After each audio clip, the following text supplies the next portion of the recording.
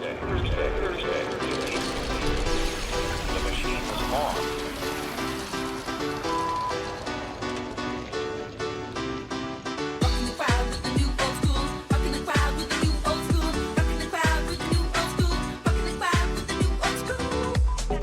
What's going on, dumpster buddies? You've tuned directly into the voicemail dump truck for this Thursday, May 9th, 2024. We are joined today by a tremendous crew larger than life itself. Please help me welcome some of our favorite AEW boys and the hosts of All Elite Arcade, Adam Cole, aka TheChugs, and Evil Uno. What's going on, boys?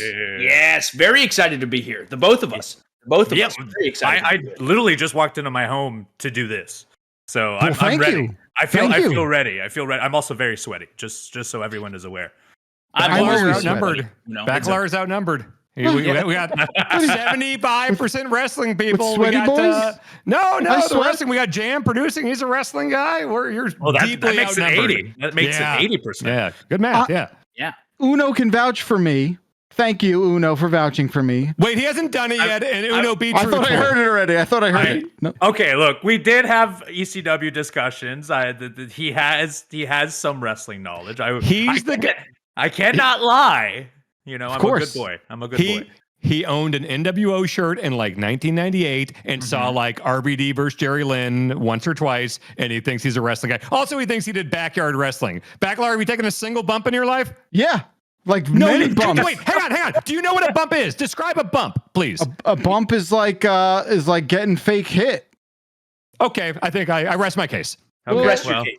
I went to the pay-per-view. I'll have you Yes, know. I took you to Full Gear because No, Uno was gracious. I'm not and talking got us about tickets. AEW. I'm talking about the pay-per-view where Hardcore Heaven. No, Heat Wave? where Bam Bam and Taz fell through the ring. All right, oh, that's you pretty were cool. at that. That's Yeah. pretty That's a cool. cool You one. were That's a at cool that one to show? go to. I was at that show in Asbury Park, New Jersey, wow. baby.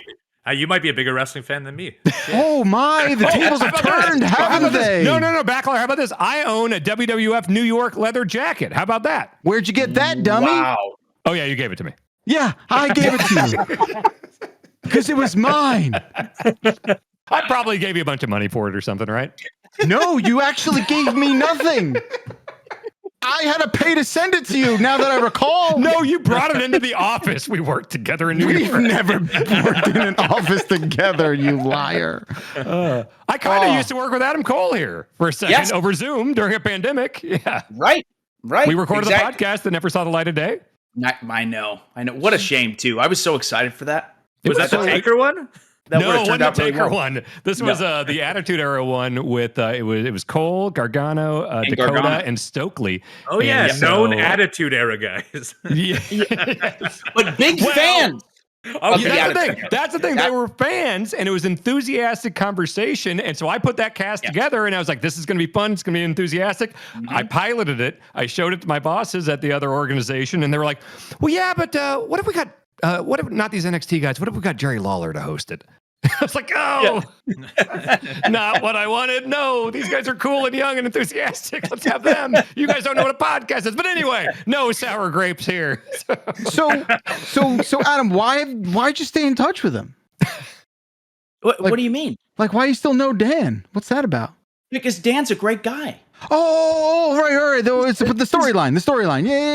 Yeah, Dan's a great guy. Yeah. No, there's Storyline. no There's been no storyline. animosity. I No. mean this in my core. Yeah, I love Dan. We had a great time doing the podcast that, as he said, never saw the light of day. But we enjoyed each other's company, our passion, our conversation. So of course we're still buddies. We'll never the not bar be that we're buddies as talking far as I'm Zelda, concerned. The bar at the hotel, the WrestleCon hotel in Yes. LA a couple years Yes. ago. Yeah. Oh my We're God. buds. Yeah, we're buddies. We're Yeah, buddies. what's we're your problem, pals. Bakalar? What are you trying to drive a wedge? What are you doing here? Oh, I'm not a wedge I driver. think he's trying to create a little beef. I think so. And let me tell you what, there's no That's- beef here. There's Nope. no beef here, at least on my end. So that's for sure.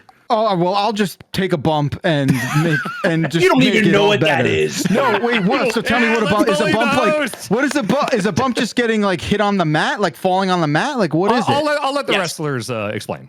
It's just I mean- going on the trampoline thing. What? No, that's not what I meant. That's not what I meant. Oh, you're digging a hole, Mr. Bakalar. No, it's okay. That's what I said about you, Jeff. Yeah, Adam. No, you can't walk that back. guys. It's over. You can't walk that back. Come on. Sorry, don't walk that back. I'm Adam. pro Dan now. Adam, help me out. Thank You you. seemed much more charitable, Adam. Please, right? You were much more charitable about the situation. Yes. So you were definitely on the right path when it came to describing your second version of what a bump was, Right. as in falling. The part that you were completely wrong on was the trampoline part. Okay. Because wrestling rings are literally metal, wood, like maybe this much padding. Like Right. it literally knocks the wind out of you the first time you do it. Oh. You got to be a wild man to want to be a wrestler. I Yeah, love it no. so much, but it is even running the incredibly ropes. demanding. Even running Yes. the ropes is an incredibly painful ordeal. Uno, Yeah. can I say this? When I came back from my 2 concussions and then started running the ropes again to like get cleared to get back into the ring, the first day I hit the ropes after not doing it for 9 months, it looked like I was beaten. Like the bruising and the scarring on my back just from readjusting to hitting the ropes. Yeah, it's a demanding job physically for sure. Oh, I don't doubt that for a second. I just know I could do it better than Dan. Is what, well, I'm saying. Taken bumps. Okay. I've taken bumps. I've managed their coworker Orange Cassidy. That's I've worked several indie shows I'm on Cage Match as a manager. We actually did look at. I mean, I can make up words week. too, but I don't know how all that tracks. No, when I meant trampoline, I meant that's my only there we go, backyard stuff was trampoline stuff. Was yours on a trampoline? Yeah, and Yeah, that's not backyard wrestling, pal. I'm sorry, dude. what is that? That's just trampoline No, wrestling? Is that- you gotta hit that ground. Yeah, that's trampoline wrestling. I mean, I feel like that's acrobatics. I do like I'm That's involved in child's sport. play. I'm a sportsman. Uno, I do have a little bit of an argument with that because I ran a backyard wrestling federation On a for years. trampoline. And it started on a trampoline. As they all do. started on a trampoline. Then eventually it turned into us building like PVC pipes like around the trampoline with making these Sure, ridiculous Punjabi prison. Yeah, Yeah, right. DIY. You know, And then I'm it just turned into curious. us building a ring as well. But I was a big backyard wrestler, actually. Because I don't know we're if on I've the ever really subject. talked about that. oh, thank you What- for that endorsement, Adam. I What was appreciate everyone's that. backyard wrestling name at the time? Because mine was not original at all. Neither was mine. I was 11 Please years don't. old. So Was yours like the Prophet or something? no, mine was just Nightmare. One name, one word, one word. Strike mask? fear in your opponents, man. No mask. Nice. No, Hey, even Uno. more terrifying. Uno, going off Nightmare. One of my characters, because our backyard promotion was literally 3 people, and we would all just play different characters. The guy who was champ, I was Diablo. Dude. Nice. Oh yeah, That's pretty Nice. sick. Diablo Yeah, and that's Nightmare's a team, dude. Yeah. I don't think I've ever. It's time. I'm getting a little flustered. I don't know if I've ever disclosed my backyard wrestling name. Oh, I'm ready. This is what we're here for. Please. Oh, this is a please. big moment. Dan, did I have I ever told it to you? Or I no? don't think so. This is gonna be bad, but you know what? I don't care. I'm gonna say it because it was a lifetime ago. Yes. The Dark Echo. Hell yeah. Hey, we're Dude, I love it, man. I love the Dark Echo, too. Yeah, we're That rules. That The rules. Dark Echo Don't probably had like humor a him. cool hand symbol. Oh, you know? dude, it's all like Satan and shit. You know what? I'm not sure it'd be any different today. Is what I'll say. You guys don't have to humor him. That's terrible. Hell yeah, that's fucking love it. hardcore, Dan. Something you don't know shit about. He was the third brother of destruction. I don't know what that means, but Dark Echo. That's even better. That's even better. Dark Echo is cool as shit. I already have merch. Yeah, Dark There's already Echo's merch. Badass, man. It's on the Badass. site already. It's on the I site. have to pop in. That's Was this at all inspired by Mark Echo? No, it wasn't. There was Echo without a K. He was a it big Dolphin fan. So. Yeah, it's the traditional spelling of Echo. But thank you, Jan. Yeah. Whatever. It was cool, Dan. What's your backyard wrestling name? Yeah. The Cardigan. I just went by Dan Riker, Dirty Dan later Oh, on. Not okay. backyard. I didn't take any bumps in backyard stuff. I didn't. We bought some stuff at Home Depot. We tried to set it up. We got confused and nothing ever happened. So it's just an attempt and nothing else. Guys, I'm not kidding. The last year of us doing a backyard wrestling promotion, which is when I was like a sophomore in high school, and when I say promotion, obviously I'm using that word Very loosely. Very loosely. But we literally on purpose would run our pay-per-views, which is hilarious to even say that, on half days at school because so many kids had to wait for their parents to pick them up 2 hours later. So everyone would come over to my buddy's house and we would do a show. At one point, there were like 50 kids there. Just watching us. We sold DVDs and T-shirts. You ran an independent promotion. You didn't run a backyard. but for free though. You know where was this in America? Like vaguely speaking.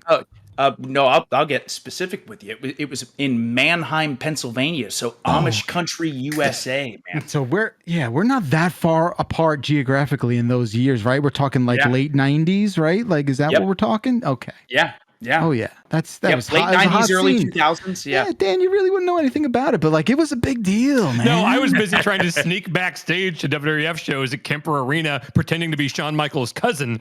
So I would talk to the security guards. I'd be like, "No, go talk to Shawn." I mean, you wouldn't know his real name's Hickenbottom, so my name's Chris Hickenbottom. So let me in there. And I printed out fake press passes to wrestling websites and laminated them. Be like, "I'm with the press," looking like a fucking 14-year-old because I was 14. And they're like, "You need an arena pass made by the arena. The sites don't make their own press passes." Oh, that's awesome. I tried to get backstage so many times. And I love the dedication though, because it's funny that you bring that up. I remember going to one show in Philadelphia at the First Union Center. It was at the time, and I got there at noon. My mom, God bless her, she's the absolute best. She drove me so early, and I would sit there and watch all the wrestlers show up. So I have told this story before to Shawn Michaels specifically because he was one of 3 people who signed it. But we're like 2 stories above where the wrestlers are pulling in.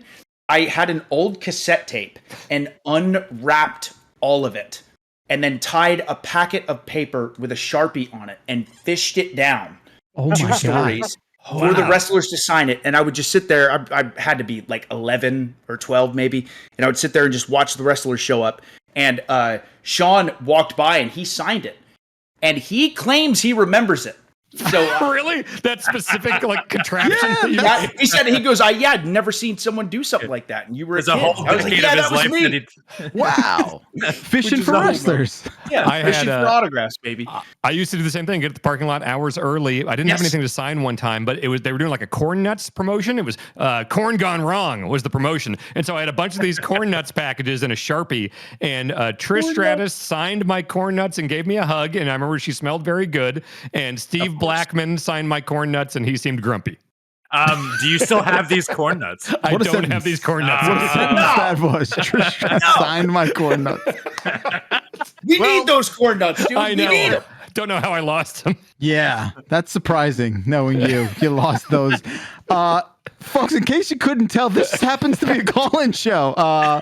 We'll get to that. I love this so much already. Sorry. Which, by the way, we had Jeff Jarrett on this show, and he was promoting that WrestleQuest game. And I tried to give him the heads up. I went through the PR people, be like, "Hey, let him know it's going to be very off topic. It's not really about games or wrestling. Just let Jeff know." We got like halfway through the episode, and Jeff Jarrett was like, "So this is a video game show? What's going on here?" This is the best show of all time, dude. This is the best show of all time. I love it. I love it. Our phone number, if you'd like to participate next time, 707 exit flu. But we're gonna get to the calls we've got in the hopper. Let's start with the one and only, picking our very first email. Let's go with you, Adam Cole. Let's have it, Chugs. Let's see. Pressure is on. Okay. God, the first. There's so many good choices here. My choice is So Positive. Whoa. That's my choice. That's part of your brand. You guys have my boy Adam Cole on the show this week. And I got to say, I love watching your streams. They are an endless feed of positivity. So my question is, world's maybe not the greatest place right now. How do you stay so positive in it all? Thanks. Oh my God, what a great question. Wow. So yeah, I mean, for me, generally speaking, like as far as where life can go or where it's been or where you're hoping that it can go, I think a big part of being happy and feeling loved is just having like such a general appreciation of the life around you. I've had a incredible support system. Like my mother and my brother are two of my favorite people in the entire world who have always had my back. And it feels good when you have a positive experience with someone. So I think it's really, really important to surround yourself with positive people and positivity. I know that might sound corny to a lot of people, but I really seriously mean it. It makes such a difference.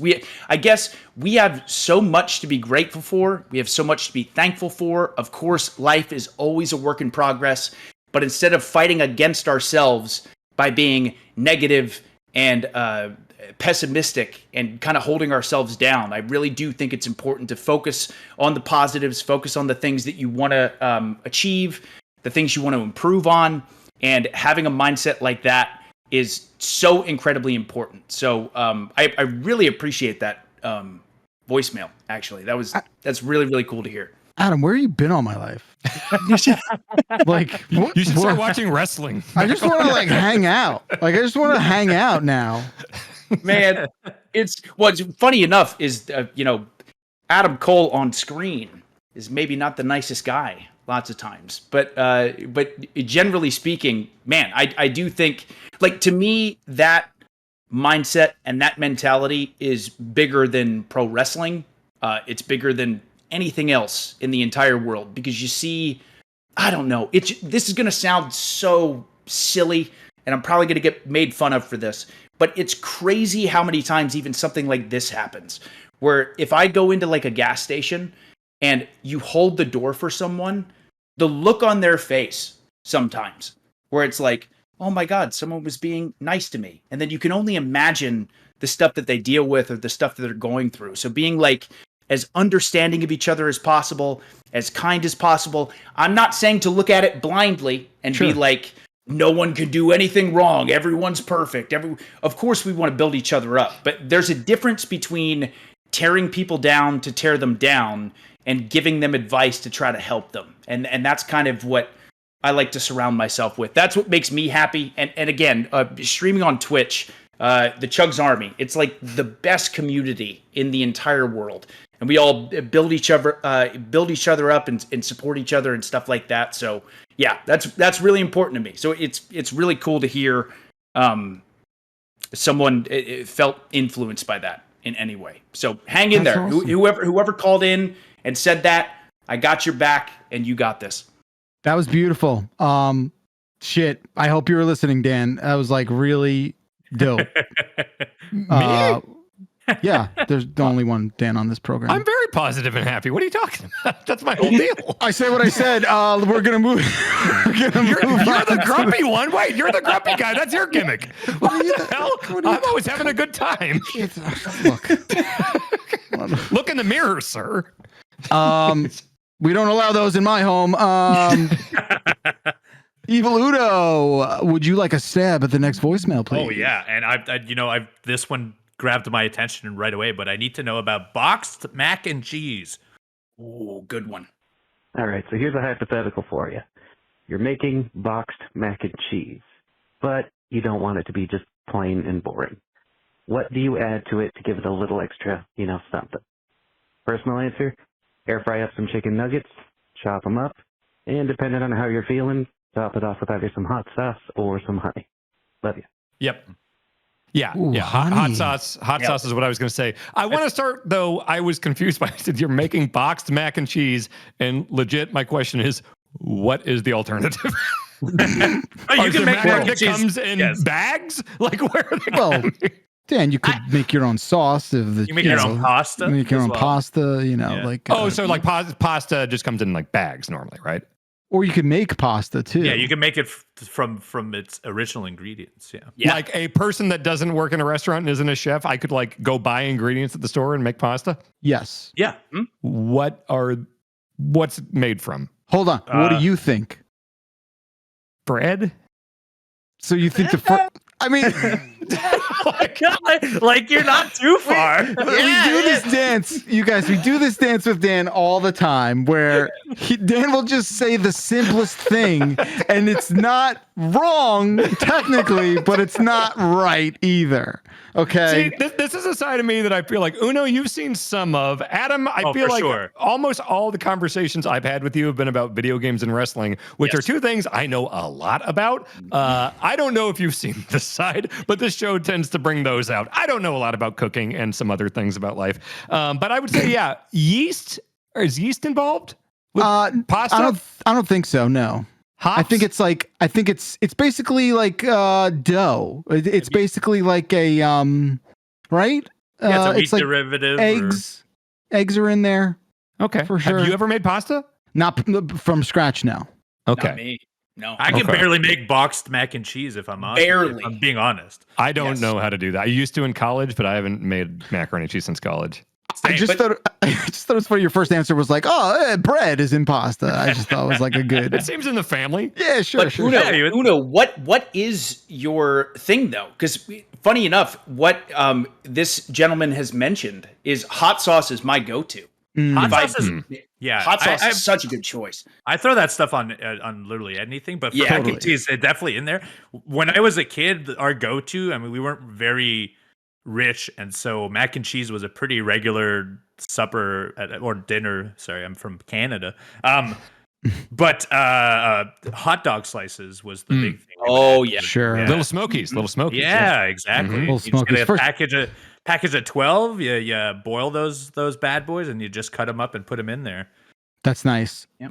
Just don't ever apologize for being from Canada. Like, please, No, please never. don't. I apologize for a lot of things. You said, Unfortunately, that's kind of sorry. I'm from Canada. I was like, no, please don't. No, that's, it's a Canadian it's thing. one of my I favorite will- things about you. Oh, well, thanks. Hey, cool.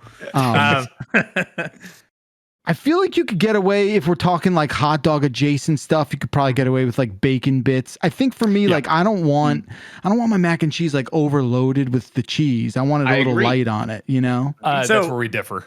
Yeah. So that was actually what I thought this question was going to be about. Like when we made mac and cheese when I was in college and stuff, I would only use like a third of the cheese powder.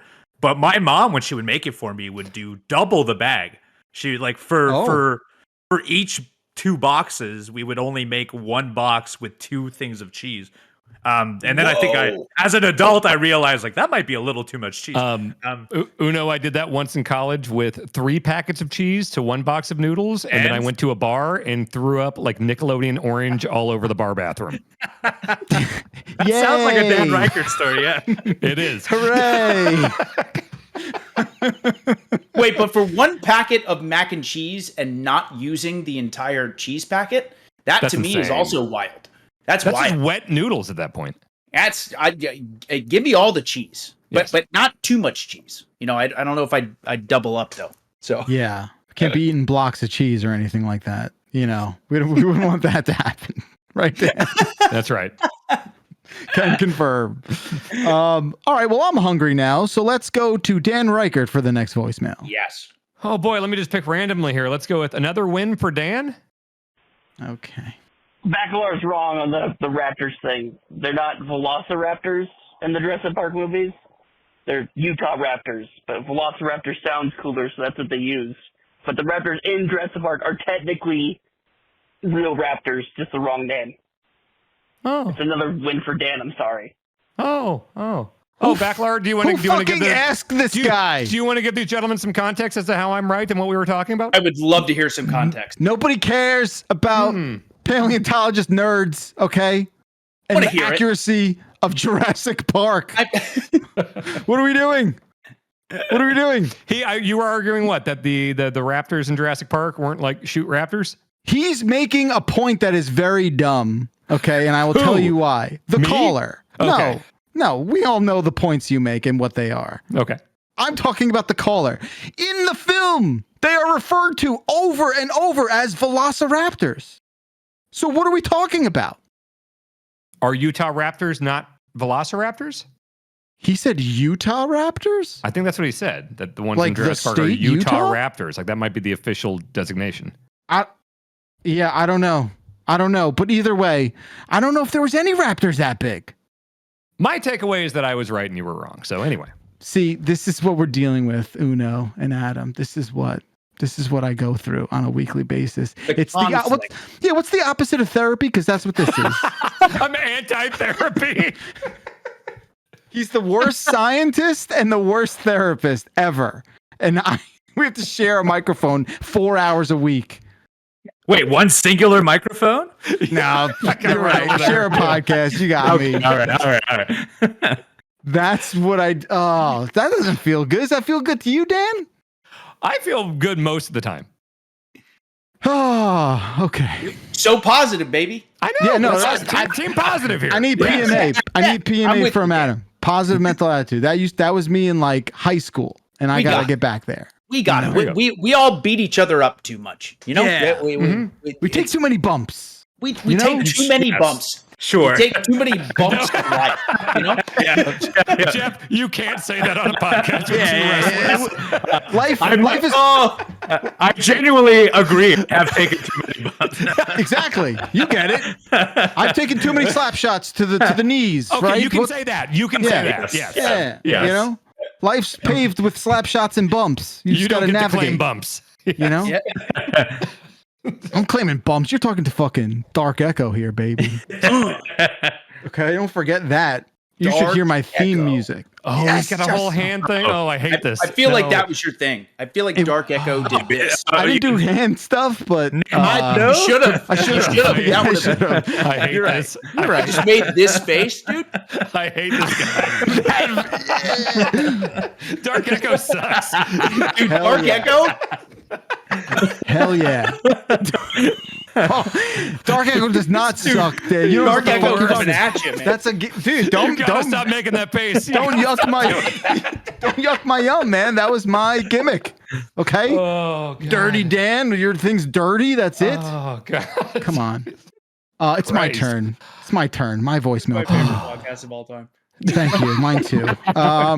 Let's do You're up, right? Yeah, I'm gonna go eat a pizza. I like it.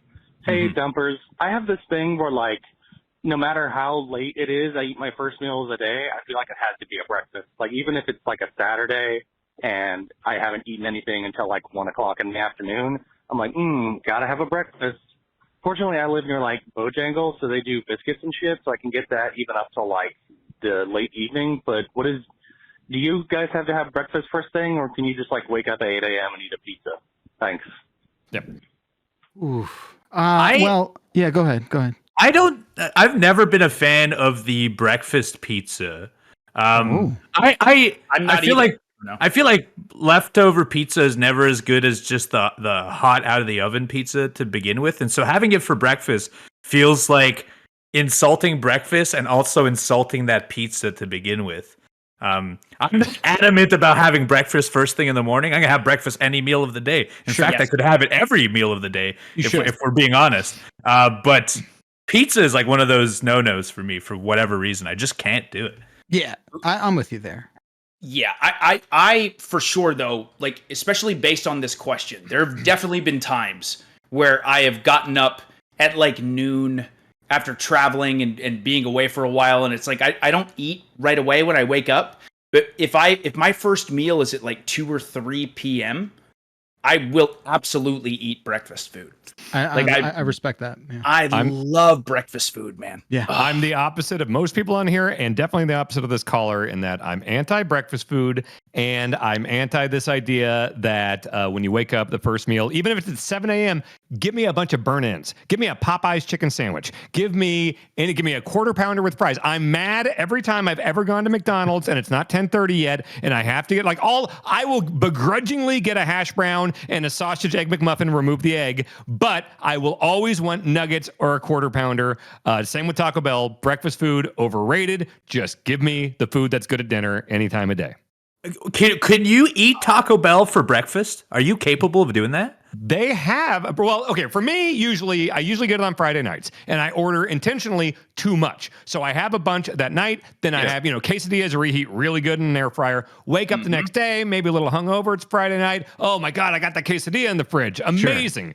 Sure. They do have breakfast food at Taco Bell. I was so excited. The day they started offering Taco Bell breakfast, I went there and I was very disappointed. Adam might not know this. I got married at a Taco Bell, just to give you a sense of how much I enjoy Taco Bell. That's amazing. But he the certainly breakfast, did. Look, I'm not just going to say everything they do that, is rainbows here. Like the breakfast stuff is not great. So yeah, not a fan.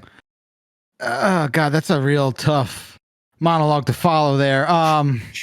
Man, that really puts you in your place. I am with the group though. Having breakfast as the first meal, like especially on those weekends where you find yourself at maybe a diner at 1 p.m. for the first meal of the day, I'm having eggs. I'm getting an omelet. I'm getting a pancake adjacent, French toast adjacent thing. I'm doing that. I'm doing the coffee. I'm doing what I need to do there. We're loving it, dude. Yeah, we are loving it. It's a simple thing in life that makes me happy. I will offer a concession. As I am an anti-breakfast guy, but next time AEW is around the Twin Cities, I would show you guys Al's Breakfast. It's the smallest restaurant or place of business in Minneapolis. It's in the college area. It is the tiniest thing you've ever seen, and the breakfast food is so good that even I, a breakfast hater, will go there and absolutely love it. I would absolutely show you guys Al's Breakfast. Wow. That was the best advertisement for that place. For someone who does not like breakfast. Yeah. Not a fan. And for you, Dan, to be like, no, this is the place. Yep, you got to check it out. All kidding aside, Dan, you do have a bit of like a strange palate. We'll just say I don't think that's unfair, right? But you love bacon, and bacon is like a cornerstone of breakfast in a lot of ways, especially diner breakfast kind of stuff. Are you just an egg guy? You're just not an egg guy, I think. I think you're right. I think he's not an egg guy. Yeah. So I'm not an egg guy, but also the palate thing might be a little explained. So little behind the curtain here. Today, I legit got a CAT scan because I've been having sinus issues and stuff. And they found out that a bunch of my tubes and stuff are all like clogged up and then tissue is built up. And so like the tubes that deal with smell and taste and my ears and everything are actually clogged up. And one of the things that chronic sinusitis can cause is lack of smell and taste stuff. So maybe I can only taste extremely like strong chemically, like, fast food type stuff and not like a subtle breakfast flavor. That might be the thing going on. No jokes aside, you're probably right, Dan. I might be. I'm trying to get that fixed. Adam, you just can't throw those sound bites out like that. You gotta be. Jan, can you rip that local for me so I can have that on my soundboard here? What did I say? I'm just saying. I'll show you, just to give you a sense of others I work with here. I do think Dan is probably right. Dan's right. Dan is right. You're right, yeah. Why am I how did I become the bad guy in that one? No, you're not the bad guy. It's a very reasonable. It's just we all enter this world untarnished, and as soon as we say those words out loud, a line on a list gets drawn through our names, and we're tarnished from there on out. And Jan, just give me AdamDanWright.wave and you can send it to me. I'll get it on there. Yeah. It's just I'm so confused. He's going to use that thing you just said about Dan being right. You said Dan's probably right. Yeah. So now, but no, at first I thought I offended thousands. No. I was like. It's more, no. It's just Dan being the king. Dan is right. Mm-hmm. Yeah, it's that. Dan is right, dude. That's got another one. Right. I got two reads. Dan is right. Oh, Uno, can we get a clean read too? Dan is right. Uno, think about this. Think about that list I talked about with the line through your name. Think about it. You know what? Dan is right. Yes. Sooner or later, I'm going to be the only one on this list without the line. We'll catch you slipping. You're going to slip at some point here. What if you just piecemeal it? He said all of those words separately at this point. Oh, you're right. Or I could just deep fake it. There's no technology that exists. It's not like 20 years of my life of audio recordings are out there. It's not like that. Oh, man, this took a turn. I'm thrilled. Shit. Well, somehow I will impossibly pivot to the next voicemail. It was Chat's turn. I don't think breakfast is like a meal that has no taste. Just to go back, but it's subtle. It's subtle, right? Like, here's the thing: is it subtle? What does that mean? I don't know if I agree with that. Yeah, if I have subtle? Eggs are subtle, and so like eggs all douse in hot sauce, and then I can feel something. But like just an egg is like this is just weird, goopy nothing. I could say like a pancake or a crepe with nothing on it is pretty like a subtle taste for sure. But it's not like I like syrup. Yeah. It's not like a slice of bread. It's more flavorful than that. It's Are you a cereal man, Dan? Do you like cereal? Yeah. I like very child cereals like Trix and Cinnamon Toast Crunch and like everyone in the world. Yeah, pretty much. Or Captain Crunch, Peanut Butter Crunch, Oops All Berries, like that stuff is great. Yeah. Those Lucky Charms, Cinnamon Toast Crunch, all of it. Yeah. Do you find yourself not being able to smell certain things or taste certain things? I mean, and this isn't even a new thing. There was a bar called Buzzard Beach. I don't know if it's still around in Kansas City. We used to go to in college. And every time we walked in, everybody I was with would always be like, oh my God, the smell of piss in this bar is so strong. I'd be like, what are you talking about? Like, I've never smelled it. I can smell like if my dog has a really bad fart, I can smell that. But I do think like my wife, Bianca, will light a candle and she'll be like, ooh, that candle smells so good. I'm like, I don't smell anything. I don't think you're piss deaf. I don't think you're piss blind. You know what I mean? Like this is kind of like a come to Jesus moment with me a little bit because Dan, I think we're the same person. Yeah, maybe I want to get checked out. You know, there's so many times. There's so many times, dude, where people are like, "Oh, you smell that? That smells so good," and I'm like, "No, I can't smell it. Yeah. If I get real close, I can smell it." But like you shove your nose in the candle, but I don't smell its essence in a room, you know? Dan, crap. We are kind of the same. So I'm on Team Dan on this one. Yeah. Oh, okay. No one's regretted those words. Okay. Dan is right. Adam Cole is Team Dan. That's what you will. Honestly, Adam, like we just met, but that hurts. Okay. Like that hurts. Are you time stamping all these? I'm gonna have to sit the rest of this podcast. Okay. The impossible pivot to Chat because it was Chat's turn. We'll deal with that later. Chat chose insert the picture. Bakalar, you need to call the gosh darn police. I'm driving home from work, and I look over to my left and see this. Producer Jan, please insert this picture here. This food truck has got gimmick infringement on blast. Now, that is your bomb. That is our bomb. You cannot take that from us. Dang, son. Give me a call back. I'll give you the phone number, the name, the address. We can send a hit squad to come take care of these guys. Anywho, favorite topping to put on ice cream. Okay, love you. Bye. First off, was that Hank Hill? Yeah. Also, the chat. I don't know, folks on the Discord call here. If you look at the chat, here's the picture. Somebody in the chat just posted. That is the giant bomb. Where? Wait, where? Look in the Discord chat, top right. The little speech bubble. City. Oh my God. My straight up infringement. They didn't even just take they took the whole bomb portion. They took the whole thing. You know, wow. That's just like so lazy. I mean, I feel like that guy was just trying to get a phone call from you, to be honest. Yeah. Because I was dying, because in the beginning I was like, oh, you know, what's he talking about? And then just very casually at the end, hey, what's your favorite toppings on ice cream? Yeah. All right, it just killed me. I was like, is that the question? But holy crap, this looks the exact same. Wow. Yeah. This is wild. It certainly is it. Do we care? Probably not. It's kind of funny. Yeah, go for it. You could sue them and make the value of that truck. Yeah, we're about to own a food truck, you guys. That'd be cool.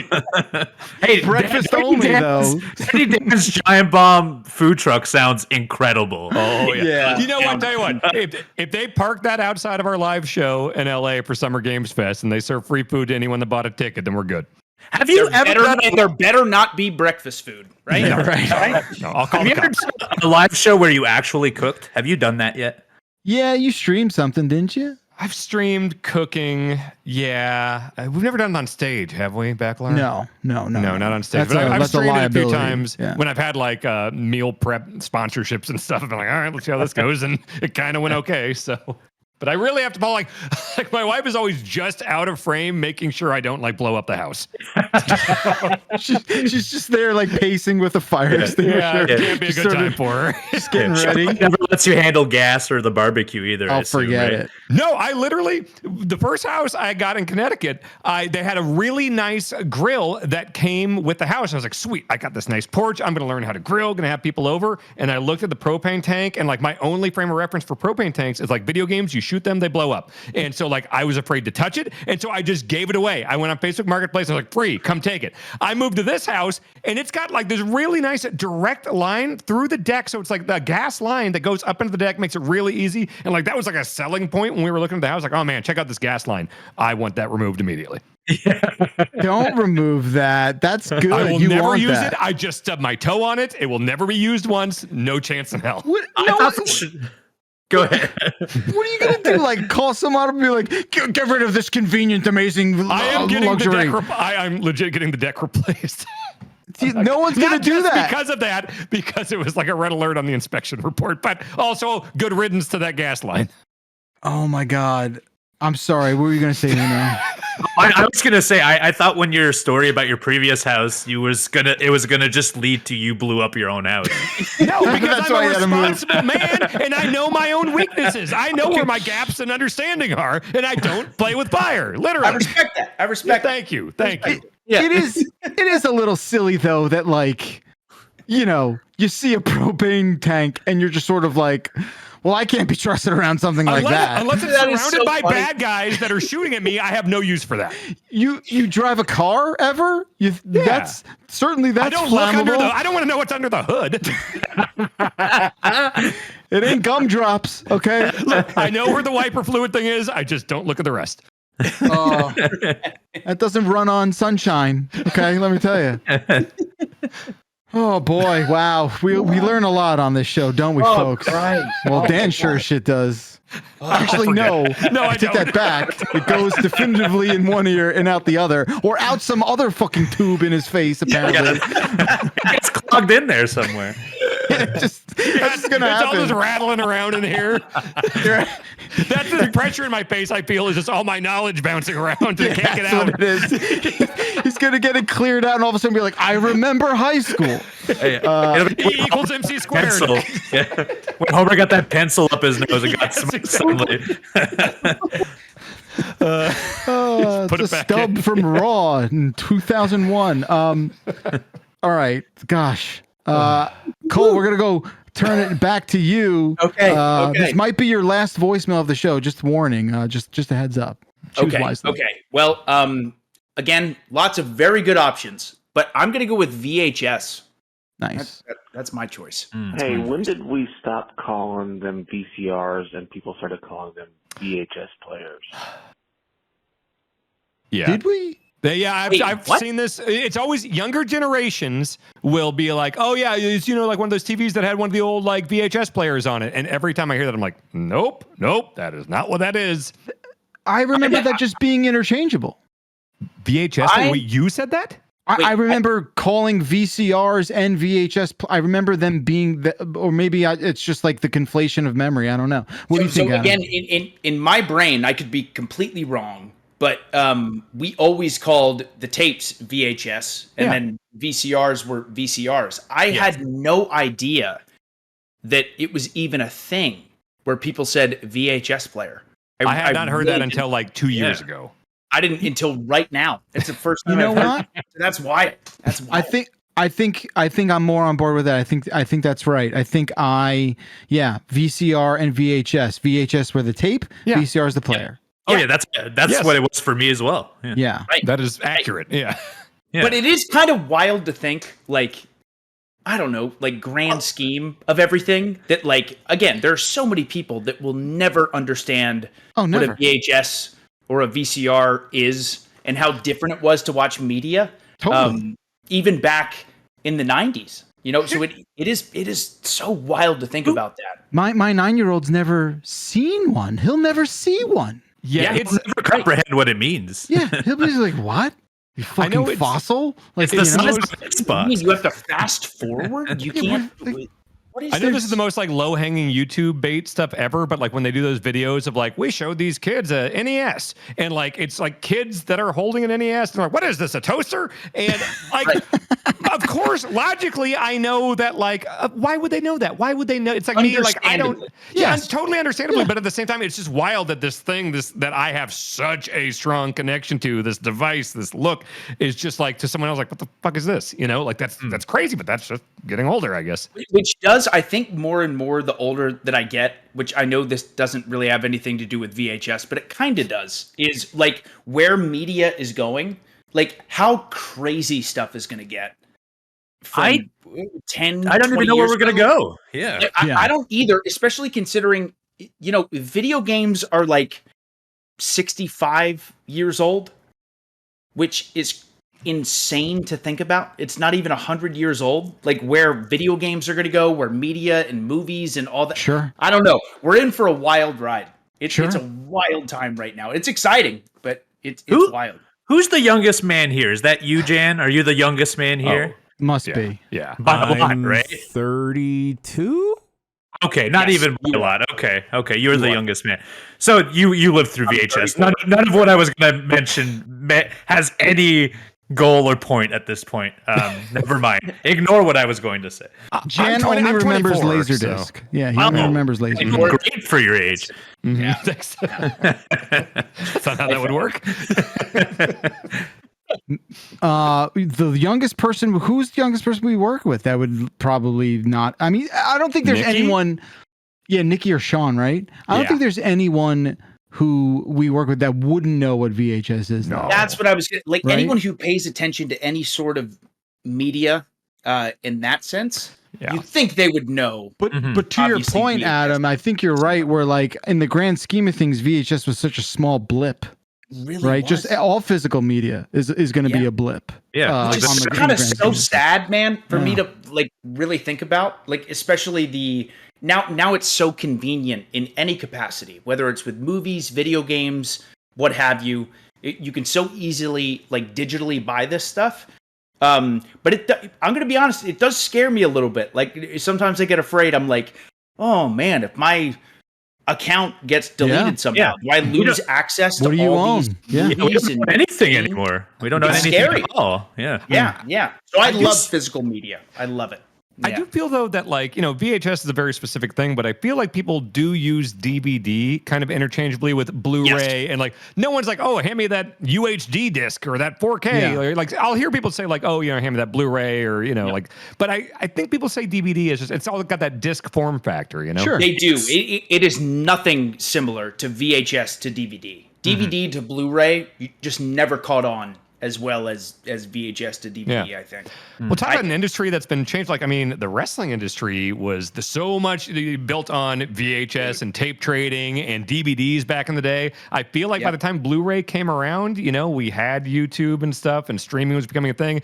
And now with everything being streaming, it's like that whole part of the wrestling industry is like occasionally happening, but like you don't see a lot of physical wrestling media. Tape trading anymore. There's no, you don't find little... you know, you don't find gems out there anymore because everyone can see it at any point. Yes, you know, that's why the indie market now is so huge. You know, you don't discover an indie. Now everyone discovers everything for you because you can just acquire it digitally at any point. 100%. Yep. Yeah.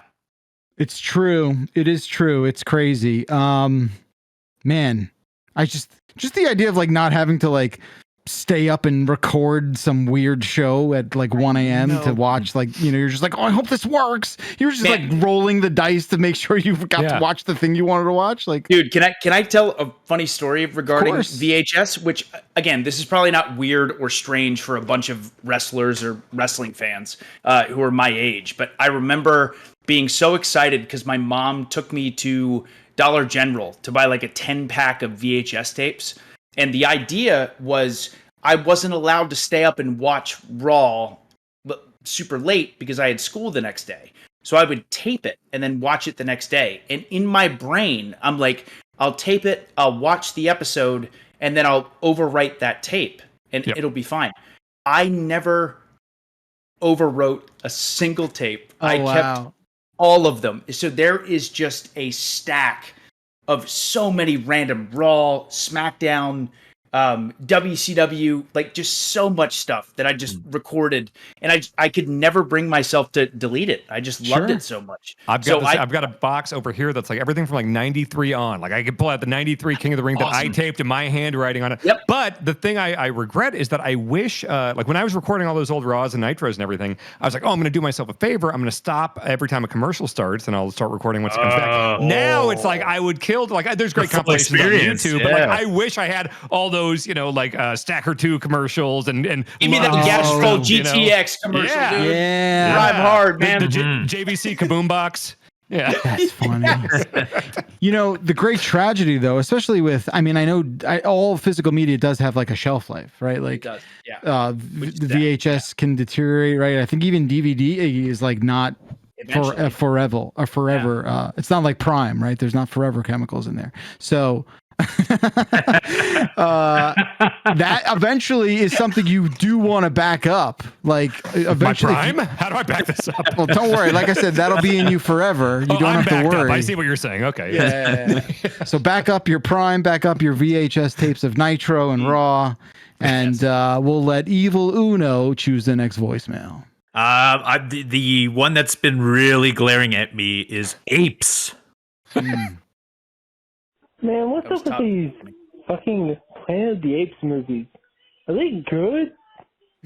They keep making them. I've never heard anybody ever talk about them. What? Sort of. Except on like podcasts. But like, y'all aren't real people, I think. So, does that count? Anyway, love you. Bye. So yes, they're good, and yes, people talk about them. No, but they're very successful. Podcasts are real people, by the way. Oh my God. My dad is in the chat. I've never seen him in the Giant Pop chat in the last year. He says, pick me. This is my specialty. It's true. He's not a movie guy at all, but if there's a Planet of the Apes movie, he is going to the theater. King of the Apes, Paul Reichert. What is up, Dan's dad? See the new one? That's out tomorrow. Yeah, I'm going to see it. Yeah, me too. So I'm simultaneously aware that these are films that people like, but I do appreciate the spirit of the call because on their face they appear to be very dumb, right? Yeah, because I get it, and I've saw like obviously the Tim Burton one people don't like, right? Like that was my dad likes that one. Well, okay, but and then who did the newish ones? There's like 5 of them now, right? Well, there was like the trilogy. It started with James Franco. He didn't make it, but then there was that trilogy that ended with it was Dawn of the Planet of the Apes. No, Rise of the Planet of the Apes, Dawn of the Planet of the Apes, War for the Planet of the Apes. So this new one's the Kingdom of the Planet of the Apes. Yeah, they just keep introducing a bad guy each time. It was like Gary Oldman. Right. Yeah. So like I do relate to the energy of that call where it's like, yeah, it does seem real fucking stupid that like a bunch of apes are like taking over and fighting the human. That seems dumb as hell. I'm with you. But yeah, people like that shit. I think they're pretty good from what I gather. Yeah. To me, like, in a trailer, if you put a monkey riding a horse, I'm going to see that movie. Yeah. Legally, I have to. This one has an ape holding 2 machine guns. Yep. Why the hell wouldn't I watch this movie? That sounds cool as hell. Yeah, but Rise of the Planet of the Apes in the trailer had a picture, like a thing of a gorilla jumping off the Golden Gate Bridge and tackling a helicopter. And it's like, all right, where do I buy my ticket? All right, great. But it's more than that, right? Like, aren't they better than just being like dumb action movies? Like they're cerebral, right? Like they are. They're good. The first one had the like famous twist. Do you know that? I don't want to spoil Charlton Heston Planet of the Apes. I know that. I know that. Yes, I know that. So I mean, they're not dumb in the way that like they're not B movies. They're not something where it's just like a schlocky horror movie or slasher or something. But like it is about monkeys getting real mad and killing people. I mean, like it's not like a deep cerebral. That's not the word I would use. Cerebral. Of they're course just fun popcorn movies. I would say. Yeah, but but there's more to it. Right? Yeah, there's more to it. Yeah. Wait, like, so do you think it's symbolic? And, like, I mean, obviously racism, it's reflected between humans and monkeys, but like, it's the same. They reflect a lot of like current subjects, war. I agree. Poverty, like, Like, it seems like it's more important. Like, it has a more important message than maybe the Fast and Furious movies, right? They Would you seem say that? about the same to me. Okay, hold on. Get out of here. No, Okay, this is the first time I am not Team Dan. I was the very baiting first Jan. time. They're both just big, loud, fun movies, right? I can't get behind this. Anti-Team Dan, dude. No. Seems like they're more important, though, right? Like they. No, I'm kidding. Has The Rock been in any of these ape movies yet? No. That feels like a missed opportunity. I feel like Jan was doing a run in here. Jan, what are your thoughts? Fast and Furious. It's all about family. What's wrong with family, Bakalar? Well, that's just not a complicated. That's just like a very good message, of course, but it's not like, you know. Through the power of sheer will, Vin Diesel defies the laws of gravity and resists 2 helicopters. But you could say the exact same thing about these movies, but take Vin Diesel and just say apes, and it's the exact same premise. I think the same sequence happens, actually. You're right. Guys, total side note, and I do not mean to take a hard left, but I've been meaning to talk to people about this for so long since we're talking about movies. Sure. Dude, the original Saw. Sure. It's not bad. Okay. Dude, no. It's one of the greatest movies ever made, dude. So I only saw it once in the theater when it came out. Same. Yeah. Okay, so maybe, again, I know we're supposed to be talking about Planet of the Apes. No, it's okay. No, we can pivot. The ending sequence, that last 2 minutes, Sure. when the song Hello Zepp comes in, and I Okay. won't say it just in case, because He's a monkey. It's the... He's He's not. But, dude, it's so well done. It's unbelievable. Like, the song so fits with the ending. Ah, man, it's so... And to this day, the most I've ever left watching a movie with my jaw, like, still on the floor. Sure. I think OG Saul is incredible. I'm willing to bet that film has aged well. Seriously. It has for sure. Comparatively to like the other 7 or 8 or 9 Sure, Saws? that's Nine Saws? There's a difference there, but like, considering this movie was made on like an indie budget, like they did not have a lot of money. They did what they could to make this really compelling, interesting story, and then it became this like massive monster of a movie series. Was so cool. But the original one, man, it's still... I just recently rewatched it, and seeing the ending of that movie, it gives me chills thinking about it. It's such a good movie. I will admit, I did not like Saw. It was the first one. I did not like it, but I will concede that if you want to talk to someone excitedly about Saw, the Deadlock Boys, John Blood, those guys know Saw. So I'll give you them if you want to talk excitedly about Saw. Okay. Yeah.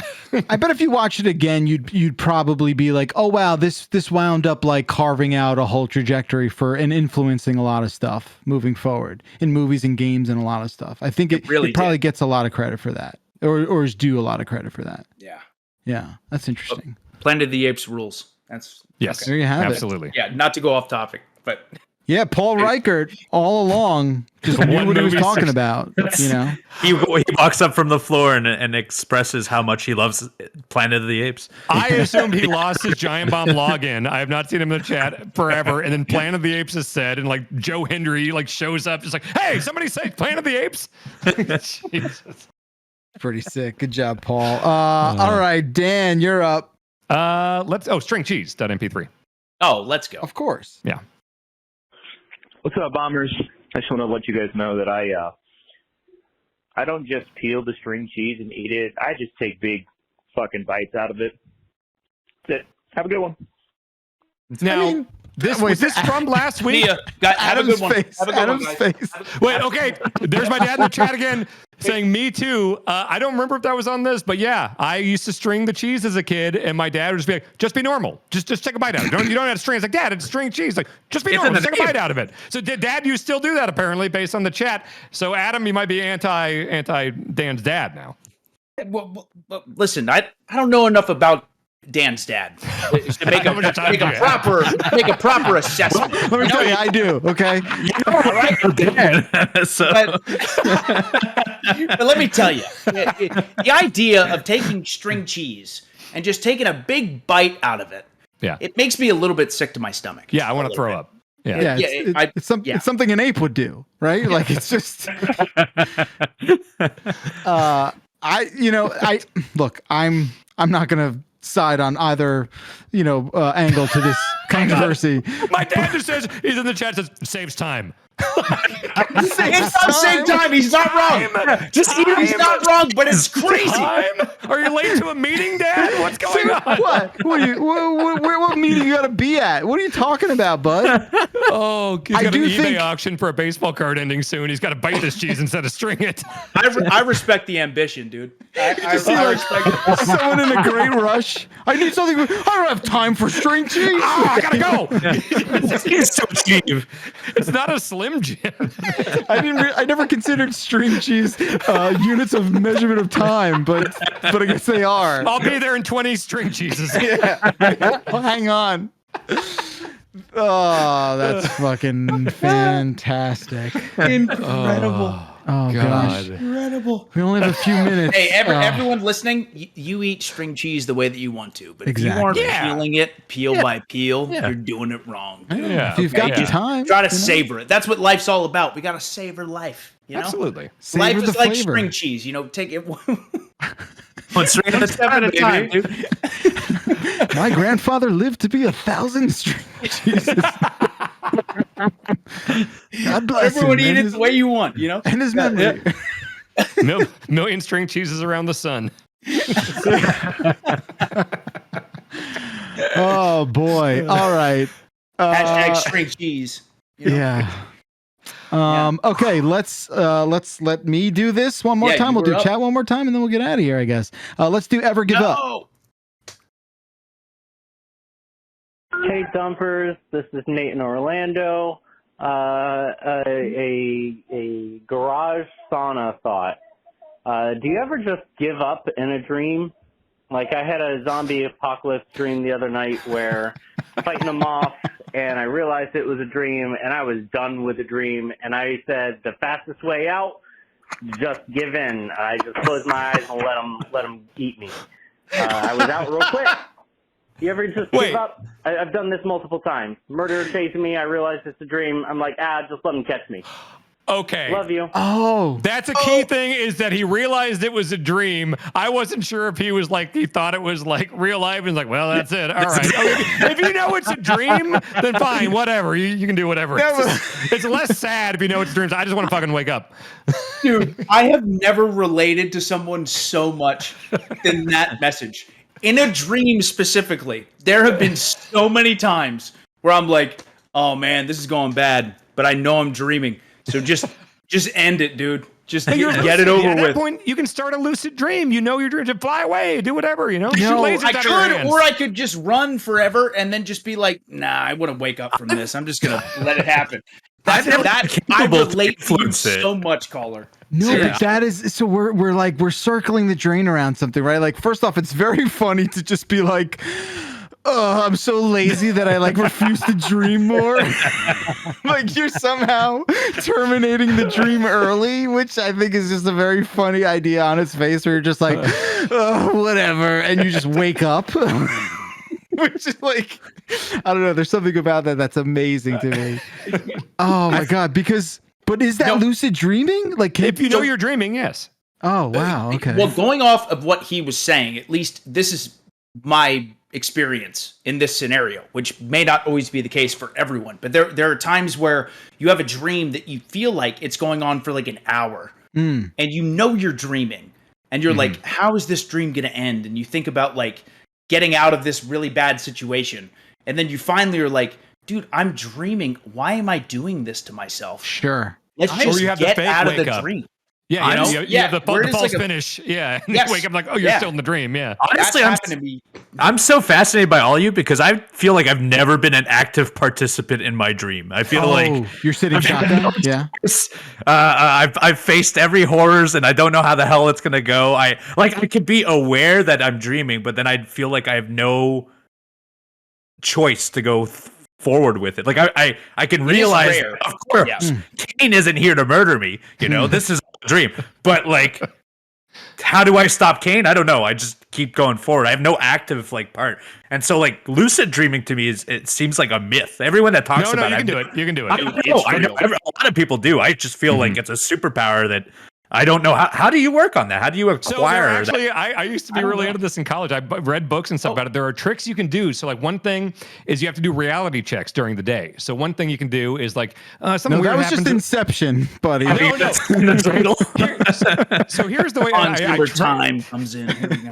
Yeah. I train myself to do it by like every few hours or whatever during the day. You can set timers or reminders or whatever. Like go up to a light switch and like look at the light that it's supposed to do, and you turn it on, you turn it off, you turn it on, you turn it off. And in real life, it follows that real life, because it's connected. It's real. Dream logic doesn't really work that way. So it like won't react. Or sometimes a light bulb will fill with like, black juice or whatever. Another thing is pick up a book and look at it. In real life, the text all looks normal. If you're in a dream, text and watches and phones and stuff all look very garbled and weird and things like that. So if you get yourself doing that enough during your daily life, you will also do it during your dream, and then you will recognize when you do a reality check and something weird happens, that's a dream sign, and you're like, oh shit, I'm dreaming. Now I can do lucid dreaming. So, and the way I do it now is like, because I don't do the reality checks anymore, but if something just seems a little weird or whatever, if you just do this and you breathe in, I'm awake right now, so I can't breathe in. But if I'm in a dream, you get a full breath, you're fine. You're like, oh, okay, I'm just going to go fly off into space or whatever. Wow. How do you get to the point that you can even next level emotions? Even when even in a dream where I'm like, oh, this isn't real, like my bedroom can't be filled with water this way or something. Like I've never been capable of saying, or my next action would be to put my hand in the water and figure out if like I feel it or something. I don't even know how to influence it. Like, so you don't have autonomy? You don't have like bodily autonomy in the dream? No, not really. So maybe something's fucked up with my brain too. But, to be fair, going off of what Dan is saying, like I've been lucky where like a handful of times I've gotten where I know I'm in a dream, but generally speaking, it's not that I can actually really do anything. It's that I decide to end it. Yeah, but I've never felt like I was ever in control of a dream. The only control I felt was, I don't like this. I want it to be done. So just end the dream. Yeah. Right. But that stuff you're talking about is wild. I know people can do it. Which does demonstrate some control, I guess, where you're like making the conscious decision to like get yourself out of it, right? Yeah. This is the kookiest Dan has ever sounded, though, and I do like that. I mean, it's a real thing. By the way, while I was saying the thing about the light switches on and off, my dad again in the chat, he's very chatty today with the most dad comment I've ever seen. That wastes electricity. Oh, with the light. Thanks, Dad. Yes. There's nothing kooky about it. Look, I'm not a new agey, mystical, healing crystals guy, or I don't believe in any of that. I'm a man of science and a man of medicine. But the brain, the human brain, is a very complicated thing, and you can do a bunch. I've been meditating regularly for 20 years. I Game like, changer. Yeah, absolutely. Meditation's huge. It's absolutely changed my relationship with anxiety and things. So like, I like the human brain and like learning that stuff and weird stuff like lucid dreaming and stuff like that. It's not real in the way that stuff isn't happening, but it's real in the way that you can teach yourself to do that and influence your dreams. I mean, you know what? Next time I come around, on this one. I'll put some training on this one. I'll put some training. I'll put it into practice. We'll see. Maybe 2 months from now when we reconvene, I will be able to affect it. It just seems like magic to me. To even have a dream to begin with is rare for me. And then secondary, how do you get to a point that you can influence? It just seems like an insane proposition to do in your life. But sure. Yeah, Uno, the way you're describing your dreams, it sounds like you're on like an on-rails like shooter or something where it's like you don't have control over where you're looking, or you're just kind of like along for the ride, you know? Yeah. Which going off of what Uno said, that's normally how my dreams are. But there have been times based on different circumstances. I don't know why, but there have been times where I'm like, oh, I'm kind of in control of what's happening right now. But generally speaking, I'm with Uno, where I'm like, all right, I'm going along for this ride. Yeah. So Have you been capable to make yourself fly in these dreams? And really? You know what's hard, and that's a trick too. Again, I used to read whole books about this topic. I love it. A lot of times, even after you become lucid, first of all, you got to train yourself to not just wake up because you get excited because like, oh shit, I realize I'm dreaming. Like, because you'll wake up the first like bunch of times you do that. But even once you're lucid, you will try to do something typically like fly, and your brain is just autopilot as like, well, that's not possible. So like, since your brain believes that to be true, you'll jump and be like, what the fuck? I know I'm dreaming. Why can't I fly? And you have to do things like be like, no, I'm not going to try to fly. I'm just going to fly because I know it's possible. And you have to just like tell yourself in no uncertain terms that like, I'm going to fly now, not I'm going to try to fly. And that trick kind of works, you know, and gets you over that hump. You're a magician. This is crazy. This is insane. to me, I'm sure. I'm loving this. You can do it. I just want you to like present this at like a hotel conference or something. This isn't like just this. a me thing. This isn't just a me thing. No, I know. No, listen. Some of the stuff you're describing, while I'm probably a little bit more skeptical about like how well you can train yourself to it. I certainly have experienced stuff like that in dreams. I mean, I imagine it's similar to the way John Cusack taught himself to stay inside of Malkovich, right? It's the same kind of thing where like he's just like, I'm not leaving John Malkovich's head. I'm staying in there and I'm figuring out how to control him. Well, Right. and for the record, even when I was like just regularly doing this and training or whatever you want to call it back then, it wasn't it was maybe a few times a month max, but you can do really cool stuff with it where it's like, I struggle with anxiety and like public speaking was such a thing. So like if you get good at it, you can see a door in a dream if you're lucid and be like, all right, I'm going to open that door and I'm going to walk out in front of Radio City Music Hall. And then you do it. And you're dreaming, and so you kind of get yourself those reps. You're out there, you're talking to people, you're not feeling any anxiety, and maybe carry that over into your daily life. Dude, that's so Love it. cool. Man. Oh Love my it. God. Yeah. Man, invite me to your TED Talk. I'm there. You, I think. Yeah. Yes. I want You can this. use that sound bit too. Feel free. Yeah, Jan, just give me a zip file of all these. Yeah, that'd be great. I just want to see you like presenting like something on a dark stage. This whole thing. I don't know. Sure. I need to see that. All right, we're going to have our final voicemail of the show, folks. This has been an absolute pleasure and delight. Chat's turn. Chat chose Trip and Fall Into It. Hey, Dumpers.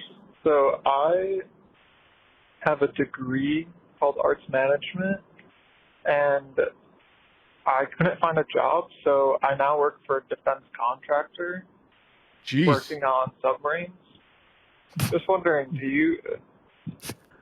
how did you guys end up where you are? Did you trip and fall into it, or is it the plan? Thanks. Bye. That's quite the pivot right there. Yeah, I want to know more about this submarine business. I want to know more about. Whoa, how'd you get there? I feel like I willed this into existence in a lot of ways, where I think a lot of people never thought I would make it to this point in all of my avenues, and I just single-mindedly told myself, yeah, you will. Just keep moving forward. And now I'm there, and it's very odd because I'm sure I made a lot of steps and made a lot of sacrifices to get to, do video game content, to do pro wrestling. Yet now that I'm in it, it feels like a happenstance that it happened. But I'm well aware that like every step of the way, my choices were to eventually get here. So I think I trip and fell into a lot of great opportunities, but I don't think I trip and fell into the person I am today. If that could be, if that's something you can relate to at the very least. Uno, I agree so much with what you said, because it's a weird, I don't know, it's such a strange discussion to have when it comes to like having an idea of where you want to be and where you want to go. And hoping that it happens and putting all the work in. But generally speaking, I swear, like if you have your mind made up, no matter what anyone says, that you're going to get to where you want to get in some capacity, unless you are just the most horrible person that no one wants to be around, you will get there. I really mean that. Like, even if, I don't know, like I so clearly had my mind made up that I wanted to be a wrestler. My parents weren't wrestlers. I 1,000% did not come from any money whatsoever. So it was one of those things where I like had my mind made up. I'm going to drive 16 hours to Chicago for the potential to wrestle in a 2-minute, pre-show match against a guy on the card, and then leave and set up the ring and tear it down and then go back and just hope for the best. Obviously, again, like we've talked about before, having support makes it a lot easier for sure. But I don't know. I just my mind was made up. But going off of what Uno said, it does feel like wow, how did we get here? But we know how we got here. So just that full-blown, almost borderline obsessive commitment. That's the thing that I know a lot of people maybe don't want to talk about, but you gotta be borderline obsessive with what you want to do. And if you're a half decent person on top of it, you can make it happen. I think. Yeah, it sounds like you gotta not be scared to be that obsessed, right? Yeah, That of course. sounds like Yeah, that's yeah. Like again, like my me and my father, who have gotten really close the past few years, he discussed with me how a big reason early on in my, I don't think I've ever talked about this, but a big reason early on when I was in middle school and high school, he was so not supportive of me being a wrestler. And it was because he was horrified that if I didn't make it, that I was going to have a mental breakdown. Like, he's like, you were so obsessed with wanting to be a pro wrestler that it terrified me as your father that, like, what if Austin doesn't make it happen? Now, as a 34-year-old man, I understand that. It was more so out of love, but now he looks back on it as well as like, no, now it makes so much sense. Like, to me, you just showed that if you are 100% committed to something, you can make it happen. And I really stand by that to this day. No matter what it is that you want to do, if you decide there is no other option, you in some way, shape, or form, even if you don't imagine exactly how it's going to end up, you'll make it happen. It's always been the case. It's always been the case. I think that's true about Dan for sure. I think I mean that half joking and half real as well. I'll tell Yeah, the abridged version because I know people in the chat have probably heard the long version. But I was the same way. Not wanting to be a wrestler, Adam, but I got a Game Informer magazine when I was 9 years old. I told myself, holy shit, you can write video game reviews for a living as an adult. I said, I'm going to work specifically for Game Informer. So at 16, the day I was able to work at a GameStop or Spunkaland at the time, I went in, I said, hire me. I know a shitload about video games. Got hired. Worked there when I was 18. I noticed the VHS tapes they would send in to play like upcoming game trailers. They never advertised Game Informer on those. And I was like, why aren't they doing this? Like, GameStop owns Game Informer. So I was a video production guy. I had made a bunch of short films and, video production stuff. I called GameStop corporate. I said, you don't know who I am. I'm an 18-year-old kid who works at your store in Olathe, Kansas. And I said, I do video production. I would direct a commercial for you guys to put on the VHS that airs in store for free if you'll just send me to Minneapolis where Game Informer is based. Because I wanted to come up here. I wanted to meet the guys. I wanted to see what it was like to be on the ground and write video games reviews for a living. So I'm 18 years old, here in Minneapolis, meeting everyone. Go back home, shot the commercial, edited it, blah, blah, blah. I don't even know if that's how the light of day. But I knew these guys now, and then I started paying my own way out to E3 every year once I started writing game reviews for the paper, being like, hey, I'm writing game reviews for the paper now. Hire me. The next year, I'd be like, hey, I've done 200 reviews now. Hire me. Next year, I did this for years and years and years until I'd done like 600 video game reviews for free for a paper. And finally, they hired me in 2009. So that was the thing. From age 9, I was like, I'm going to fucking write for Game Informer. Yep. And there was not a safety net. There was not another option. I was going to fucking write there. Nope. Yep. That obsessive drive and like, I'm going to make this happen. Adam, I'm 100% with you on that. That's the one thing I can't take away from Dan Riker, folks. He is absolutely that freak he says he is. And Chad just linked to the commercial I made in the chat. So if you want to see my shitty commercial I made in 2002, you can see it. No, I'm sure it's awesome. I don't think I've ever seen it, but I'm going to check it out. It's not that good. It's all right. I just did a camera. Yeah, that's okay. Well, what has been amazing is this episode. What an amazing time, gentlemen. Thank you so much for being here. Adam Cole, Evil Uno, two of my favorite people in wrestling. Thank you so very much. Please, what are you laughing at, Dan? Yeah. Oh, two of your favorite people in wrestling. Who are your others? You. Good save.